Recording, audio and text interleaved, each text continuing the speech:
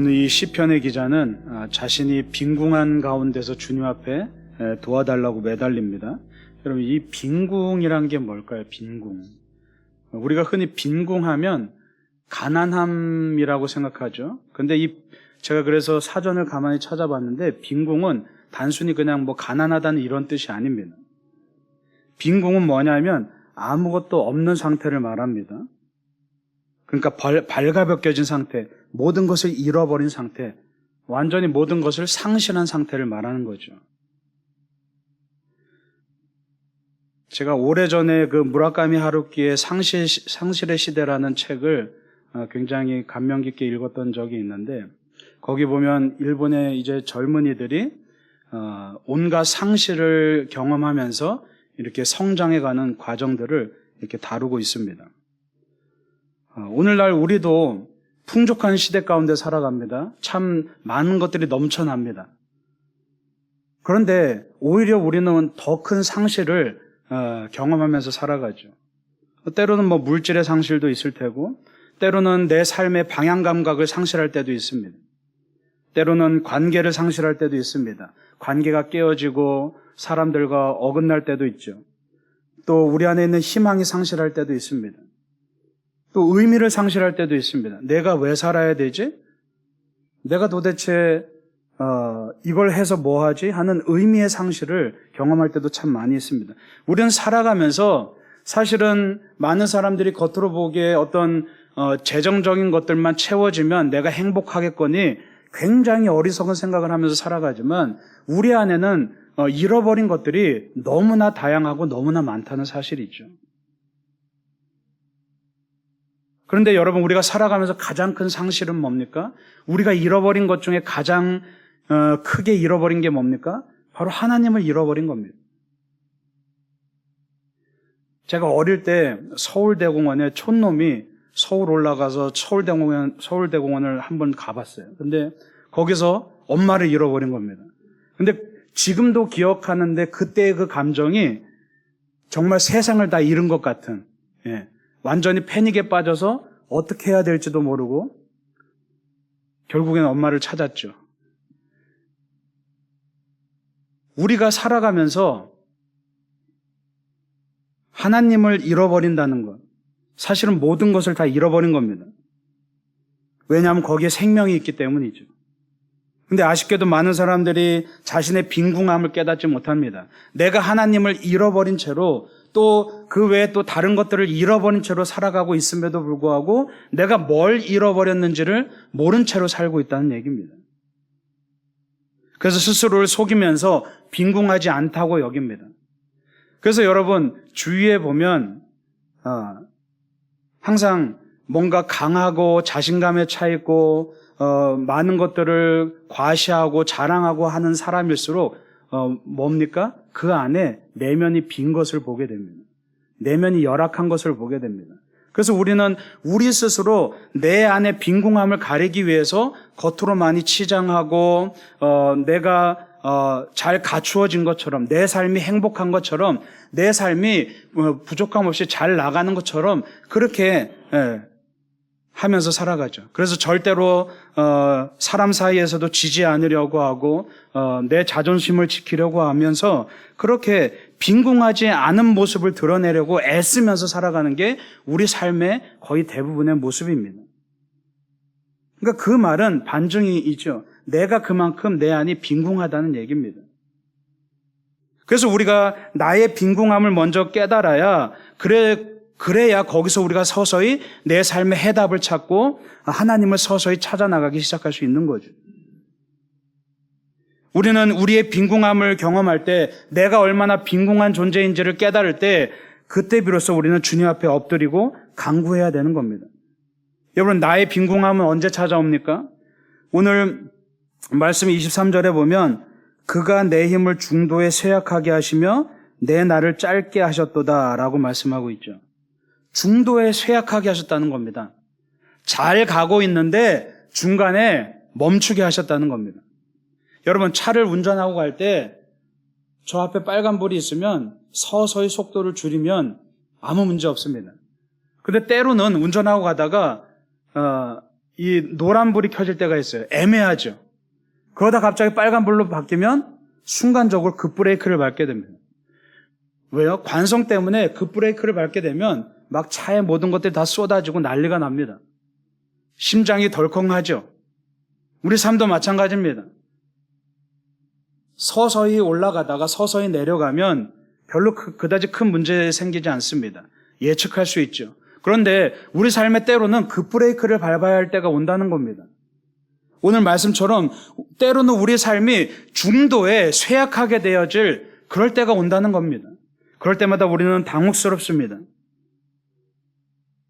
정말 우리 안에 절망을 느낍니다.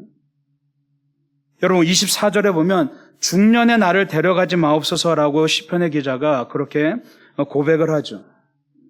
여러분 중년이란 건 뭡니까? 내 인생 가운데서 가장 사실은 꽃피울 수 있는 나이입니다. 가장 성숙되고 가장 성장과 성숙이 조화를 이루는 그때이죠. 그러니까 무슨 얘기입니까? 자신의 삶에서 가장 탄력을 받고 있는 속도를 높여가면서 가장 탄력을 받고 있는 그때에 급브레이크를 밟지 않도록 나를 도와주십시오라고 그렇게 기도하는 겁니다. 여러분 우리 모두가 빈궁함을 맞이합니다. 벌거벗겨진 수치심과 모든 것을 잃은 듯한 그 상실감들을 우리가 경험을 합니다. 그래서 사람은 참 어리석어서 그럴 때에만 하나님께 제대로 엎드리죠.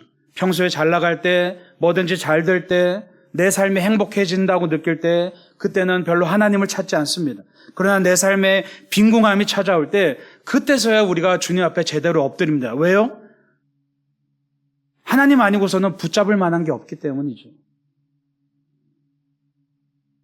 그래서 주님 앞에 바짝 엎드린 채로 살려달라고 말합니다. 오늘 24절에 이 말씀도 날 데려가지 마옵소서 이 말은 뭡니까? 살려달라는 겁니다. 하나님 살려주세요 라고 그렇게 시편 기자가 지금 통곡하고 있는 겁니다. 근데 이거야말로 가장 정직한 기도죠. 우리가 모든 것이 잘 되고 그냥 별로 큰 어려움 없을 때는 하나님 앞에 그냥 형식적인 기도를 올립니다.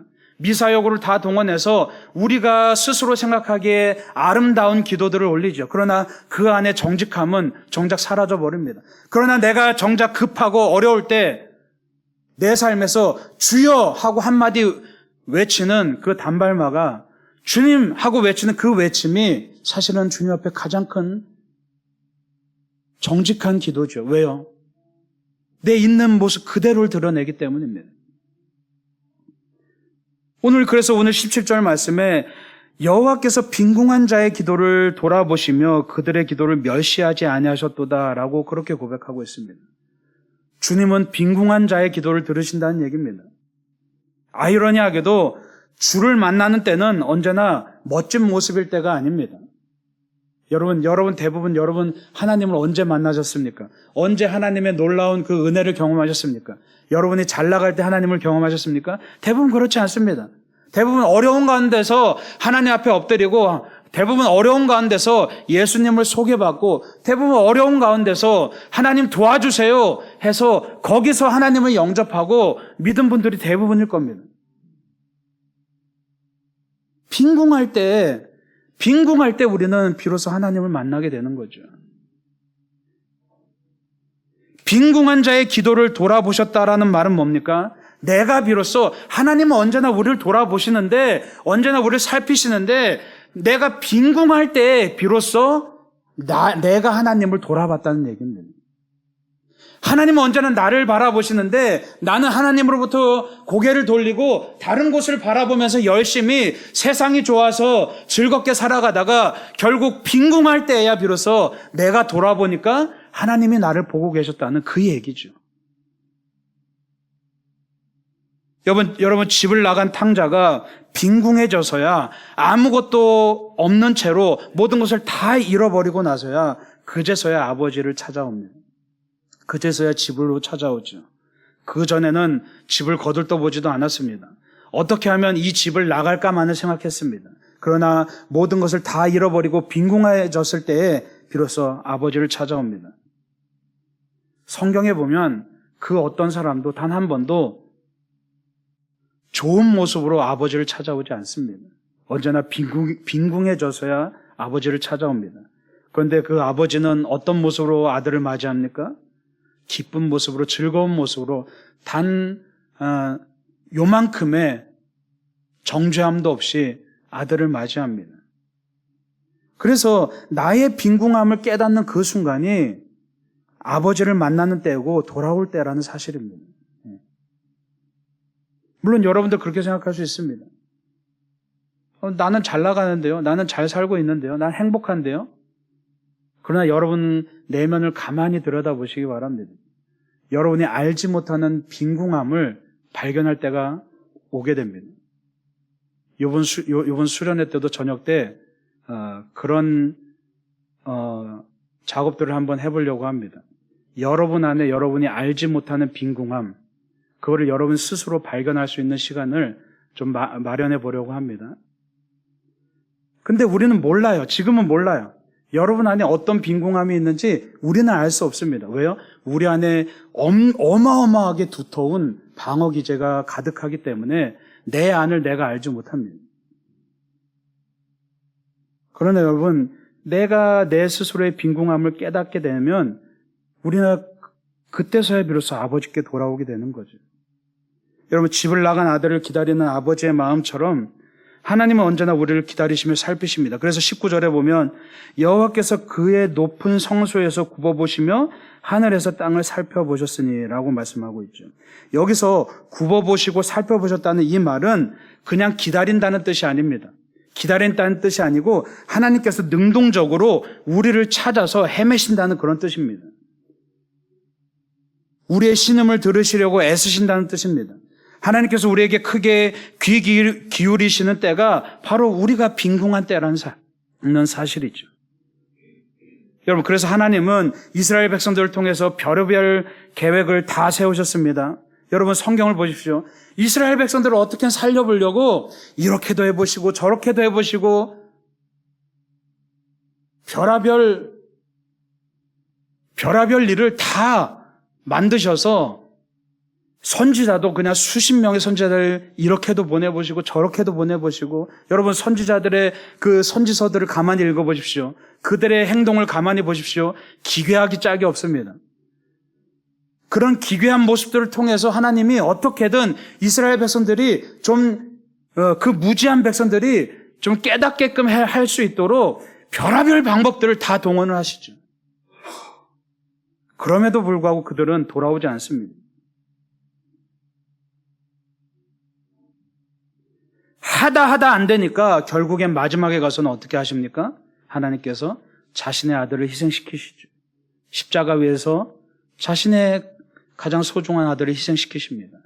그렇게까지 우리를 되찾으시기 위해서, 우리를 살피시기 위해서 아들을 희생시키셨다는 겁니다. 여러분 20절 말씀에 보면 이는 갇힌 자의 탄식을 들으시며 죽이기로 정한 자를 해방하사라고 말씀하고 있습니다. 내가 많은 것을 잃어버린 듯해서 하나님께서 나를 외면하신다고 생각하면 안 됩니다. 여러분, 하나님은 이 순간에도 우리와 함께 하시고 오히려 우리보다 더 바쁘게 움직이고 계시다는 것을 여러분 기억하시기 바랍니다. 이스라엘 백성들이 온갖 우상 숭배와 죄로 인해서 타락해가면서 하나님의 말씀을 듣지 않는 그 순간에도 하나님은 열일을 하시면서 어떻게든 그들을 돌이키려고 애쓰시고 별의별 방법들을 다 동원하셨다는 겁니다. 지금 이 순간에도 여전히 내 삶이 하나님보다는 여전히 세상이 좋아서 세상으로 눈이 향하고 세상으로 집중하고 있는 내 삶을 돌아보시면서 어떻게든 나를 돌이키시려고 하나님께서는 별의별 방법을 다 동원하시면서 지금도 분주히 움직이고 계시다는 것을 여러분 기억하시기 바랍니다.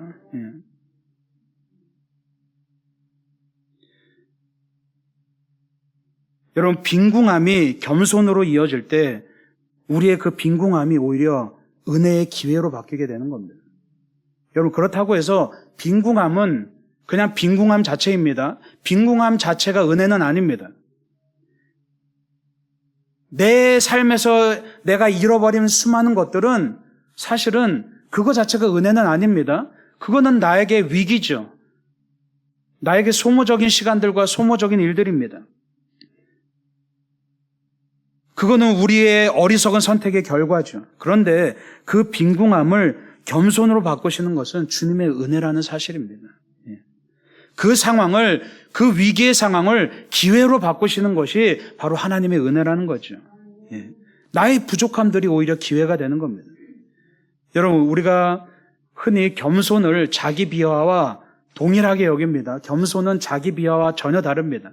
우리가 흔히 겸손이라고 이야기하면서 어떻게 말합니까? 나는 아무것도 아닙니다. 내가 한 거 아닙니다. 나는 별 볼 일 없습니다. 라고 말하죠. 근데 여러분, 겸손이 자기 비하와 다른 것은 뭐냐 하면 겸손은 조건이 붙습니다. 하나님 없이는 나는 아무것도 아닙니다. 이게 바로 겸손입니다. 자기 비하는 뭡니까? 자기 스스로를 그냥 멸시하고 자기 스스로를 보잘것없이 여겨서 그냥 자기 스스로가 별 볼 일 없는 존재로 폄하되는 것, 그게 자기 비하죠. 그러나 겸손은 다릅니다. 나는 주님 없이는 나는 아무것도 아니지만 주님이 함께 하시면 나는 뭐든지 할 수 있습니다라고 고백하는 것, 그게 바로 겸손이라는 것을 기억하시기 바랍니다. 그래서 겸손과 교만의 차이는 하나님을 인정하느냐 안 하느냐의 차이입니다. 그래서 자기 비하는 오히려 교만입니다. 왜요? 하나님의 능력과 가능성을 인정하지 않기 때문에 자기 스스로를 언제나 별 볼 일 없는 존재로 바라보는 거죠. 이거는 겸손을 가장한 교만인 겁니다. 여러분, 빈궁함을 통해서, 상실을 통해서 나의 절망을 경험하고 그걸로 인해서 그냥 절망으로 끝나는 것이 아니라 주님을 의지할 때 비로소 주님이 일하신다는 사실을 여러분 기억하시기 바랍니다. 구원은 바로 그때부터 시작되는 겁니다. 오늘 21절 말씀에 여호와의 이름을 시온에서 그 영예를 예루살렘에서 선포하게 하려 하심이라 라고 말씀하고 있죠. 우리가 빈궁해진 것은, 우리가 빈궁함을 통해서 주님 앞에 나온 것은, 우리가 빈궁함을 통해서 주님 앞에 나와서 우리가 회복된 것은, 우리가 회복되고 존귀하게 된 것은 그 이유가 뭡니까? 하나님의 영광을 위해서, 하나님의 뜻이 선포되게끔 하기 위해서, 바로 나를 통해서 내 주변의 많은 영혼들도 하나님 앞에 나와서 회복되게끔 하기 위한 하나님의 역사라는 사실을 여러분 기억하시기 바랍니다. 여러분, 성경을 가만히 보십시오. 성경의 모든 역사들은 하나님의 은혜로 점철되어 있습니다. 마치 구약을 보면 하나님이 마치 심판하실 것처럼 두려운 말들, 징벌의 말들, 그런 심판의 말들이 가득하지만 사실은 그 이면에는 구약은 은혜로 가득한 말씀입니다. 여러분, 구약에 심판의 말씀이 가득합니다. 그런데 실제적으로 하나님이 그 구약의 역사 가운데서 하나님이 제대로 이스라엘 백성들을 심판한 적이 도대체 몇 번이나 있습니까? 도대체 몇 번이나 있습니까? 한 번도 제대로 없습니다. 언제나 심판하실 듯 하시면서 무너뜨리셨지만 다시금 회복시키셨죠. 성경을 가만히 보면 은혜로 가득한 말씀인 겁니다. 하나님은 언제나 심판을 이야기하시지만 언제나 은혜를 베푸셨다는 얘기입니다. 어떻게 보면 하나님은 참, 하나님의 사랑은 일방적인 것 같습니다. 하나님은 체면도 없습니다. 하나님은 자존심도 없습니다. 맨날 죄를 반복하는 우리 같은 이 어리석고 무지한 인간들을 어떻게든 살려보시려고, 어떻게든 회복시키시려고 이 방법도 써보시고 저 방법도 써보시고 결국에는 자신의 아들을 희생시키시면서까지 우리를 살려보시려고 어떻게든 좀 구해보시려고 애쓰시는 그 모습이 성경의 역사의 전부라는 사실이죠. 왜 그렇습니까? 여러분 한 사람이 그만큼 특별한 사람이라는 얘기입니다. 세상에서 우리는 전혀 특별하지 않죠. 세상에서 누가 우리를 특별하다고 말해줍니까? 여러분 세상에서 특별하다는 얘기 얼마나 들어보셨습니까? 맨날 이리 치우고 저리 치우고 이것도 안 되고 저것도 안 되고 그냥 상실감 투성입니다.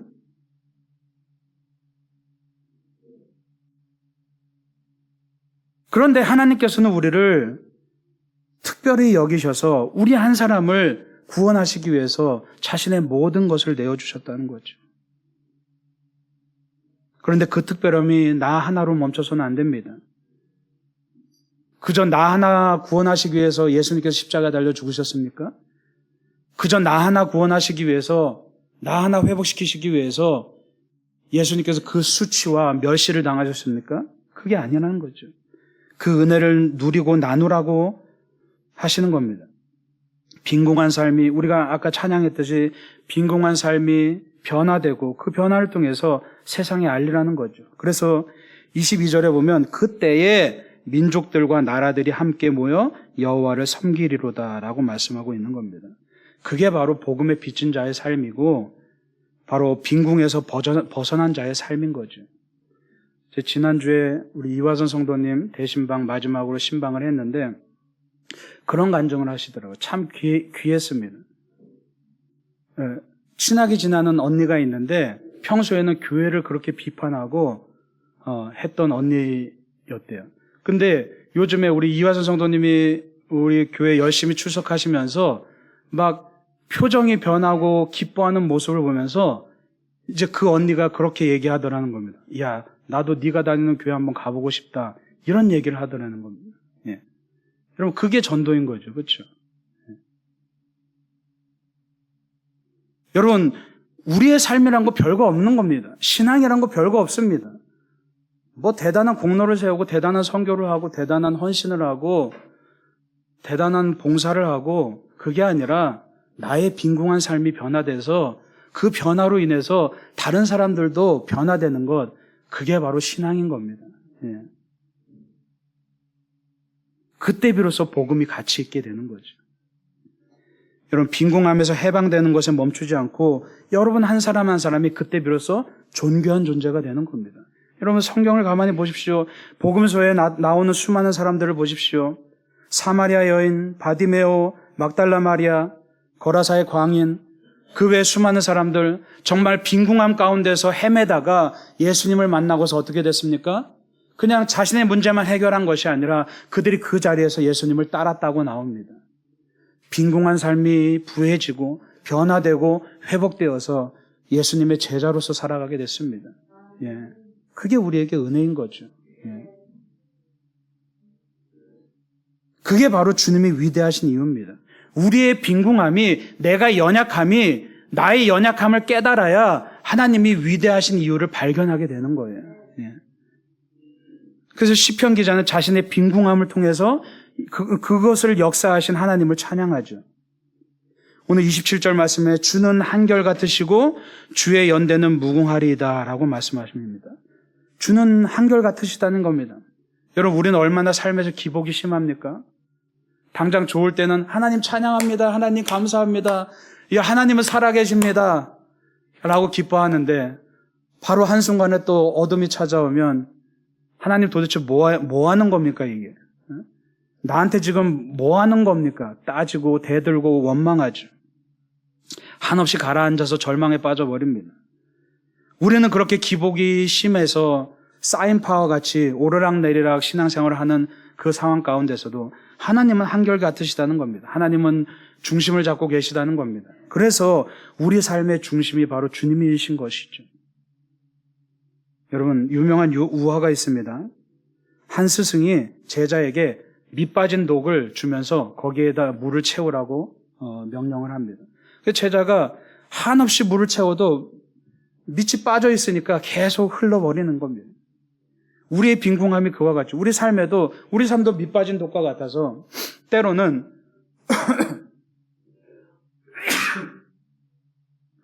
한없이 부어대고 채우려고 애를 쓰고 노력해도 그냥 다 줄줄 새버립니다.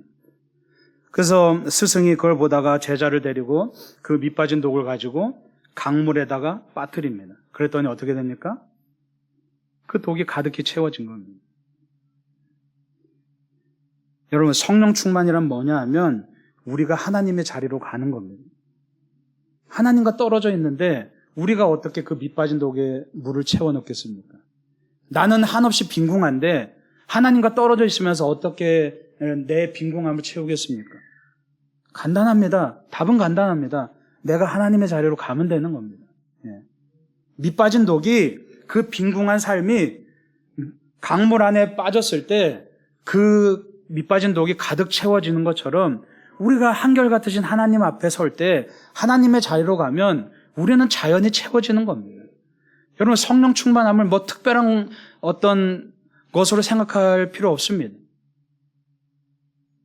여러분, 성령 충만함은 언제나 우리가 경험할 수 있는 겁니다. 아주 간단합니다. 굉장히 단순합니다. 왜요? 내가 하나님의 자리로 가면 되는 겁니다.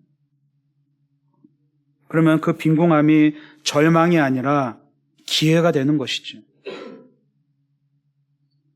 여러분, 한결같으신 주님 안에서 살면서 우리의 빈궁함이 부해지는 겁니다. 성령 충만이라는 것은 특별한 것이 아니라 정말 내가 주님 앞에 나와서 정직하게 하나님, 나 빈궁합니다. 하나님, 나 모든 것을 다 잃어버렸습니다. 하나님, 나는 발가벗겨진 존재입니다. 다윗이 하나님 앞에 정직하게 기도했듯이 하나님, 나는 하나님 앞에 어린아이 같은 존재이고 아무것도 내세울 것 없습니다. 하나님께서 나를 인도해 주십시오. 살려주세요. 불쌍히 여겨주세요. 도와주세요. 이 기도면 충분한 겁니다. 미사여구 붙이지 말고 하나님 앞에 폼나는 모습으로 나오려고 하지 마시고 있는 모습 그대로 나와서 그냥 여러분 정직하게 하나님 앞에 외치시기 바랍니다. 하나님 살려주세요. 도와주세요. 그럼 그걸로 되는 겁니다. 그러면 하나님께서 여러분의 그 밑빠진 독과 같은 빈궁함을 채우시고 하나님께서 여러분을 존귀하게 사용하셔서 하나님께서 놀라운 여러분의 삶 가운데 놀라운 변화를 이루실 것을 여러분 기억하시기 바랍니다. 그래서 언제나 한결같은 하나님과 동행하면서 우리 돌담길 교회 공동체가 정말 언제나 성령 충만함 가운데서 기뻐한 마음으로 그 기뻐하는 삶으로 또 우리 주위에 그런 은혜를 끼칠 수 있는 여러분들 되시길 간절히 축원합니다. 기도하겠습니다.